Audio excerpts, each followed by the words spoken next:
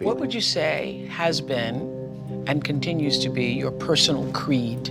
It's a very deep question, and I didn't expect anything less. George Hamilton might be known for his great tan, but there are some weird things you've never heard about him. Many great actors have had to deal with a lot throughout their lives, and maybe that's exactly what makes them such great actors. So how surprising was it really when you found out that George had an affair with his own stepmother? And what is the disgusting truth behind what really happened?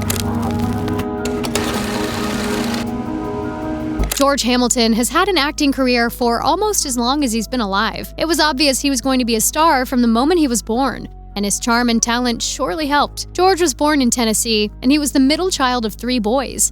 But his parents' marriage fell apart real quick, so George got to grow up with stepfathers and stepmothers, rather than with only his parents. But that didn't stop him from thriving in life. George went to Hollywood as soon as he finished high school. At that time, it was just a fun trip with his friends. "I had $90 in my pocket," he remarked, "and I paid $90 for 4 photographs to show the studios. I didn't have much luck." He started his career with a few roles in shows such as The Veil, The Adventures of Rin Tin Tin, The Donna Reed Show, and Cimarron City. They were small roles, and he obviously wanted the more important ones. So he soon started his acting career in films with the lead role in Crime and Punishment USA in 1959. That was his first movie, and he was paid only $1,800. The movie wasn't really popular, but it did help him get noticed by film directors and get new film opportunities. His career's breakthrough was when he finally got signed by the media company Metro-Goldwyn-Mayer. "I couldn't get a job because nobody saw the movie," he said, "so I went off to South America to become a bullfighter. While I was there, Crime and Punishment was released and got rave reviews.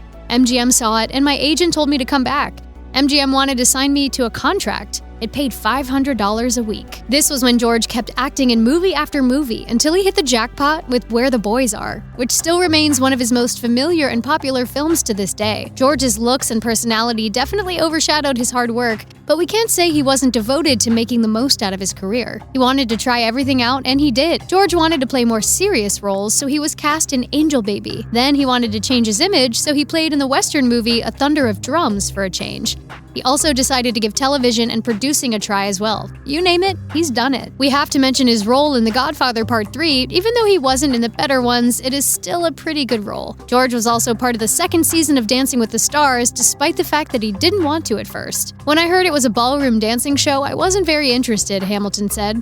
"But my agent said it was an important show, so I agreed." He broke a few ribs and damaged his knee a few times, so it was about time to end this role and move on to the next one. But George has played in over 80 movies and shows and has such a wide variety of shows that it would take too long to talk about it. But after a while, his tan became the talk of Hollywood. It even overshadowed his talent and the long list of movies he's played in. I guess they didn't know what else to say about my career or my acting. They just said he's got a great tan. "It's so sad that I parlayed tanning into a career," he said. "It began in Palm Beach when I was in prep school.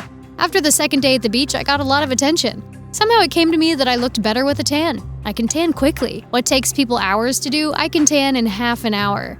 His tan was pretty famous, and it even became a pop culture inside joke. George was known for his great color, but he was also known for how the ladies loved him. He was good looking and had a lot of charm, so we don't blame the girls, but sadly he was used by these women even when he was a little too young. George never had a steady life at home, ever since he was a kid. He first lived with his mother Ann Stevens and his father George William Spike Hamilton before they got divorced, after he cheated on her with his band's lead singer, June Howard. George then spent most of his childhood living with Ann. He also spent some time at his father's house. At that time, his dad spent a lot of time traveling with his band, so he had the house alone a lot. Well, not entirely alone. George has revealed that his stepmother, June Howard, was there with him a lot too. But what he revealed next shocked everyone. In an interview, he casually spoke about having an affair with his stepmother when he was only 12 and she was 28. Of course, everyone thought that this was weird and disturbing, but George tried to brush it off and normalize it, saying he wasn't a victim of any kind. I was very young, 12. I had a relationship with my stepmother, not a kin, not blood. Stop it. Yeah.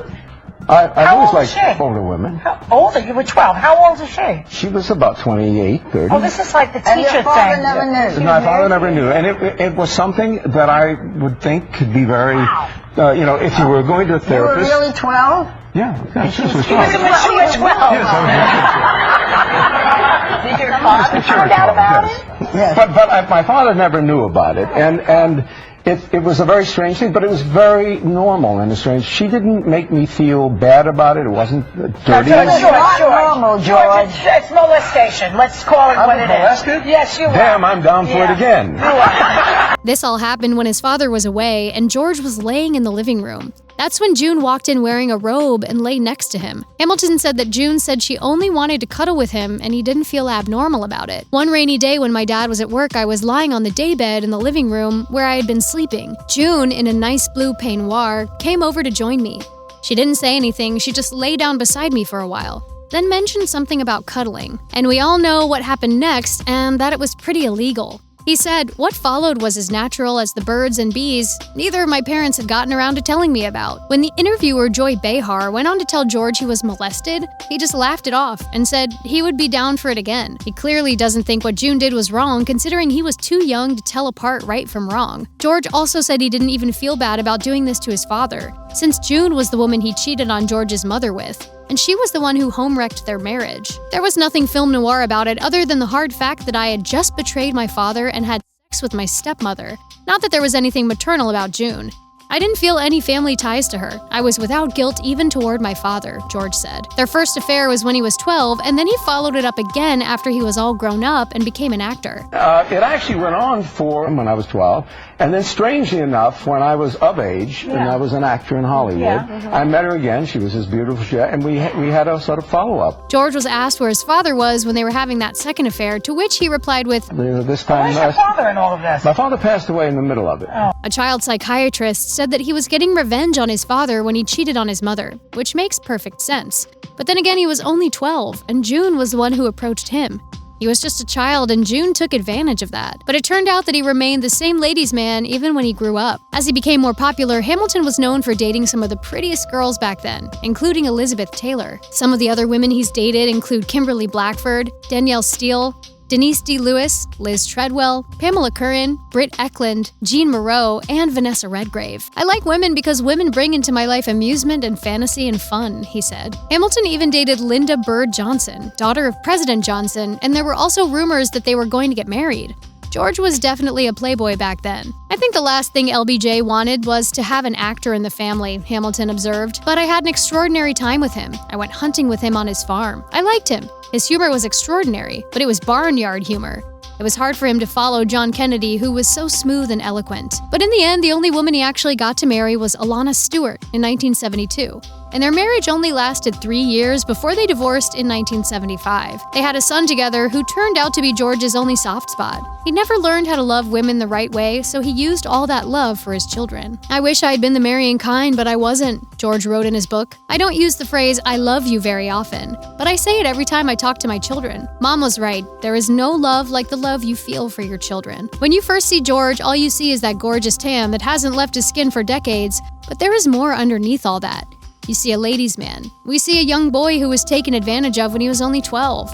Yet he's never talked ill of June to this day. All we know is that what happened was truly disturbing. If you enjoyed this video, make sure to watch this other one.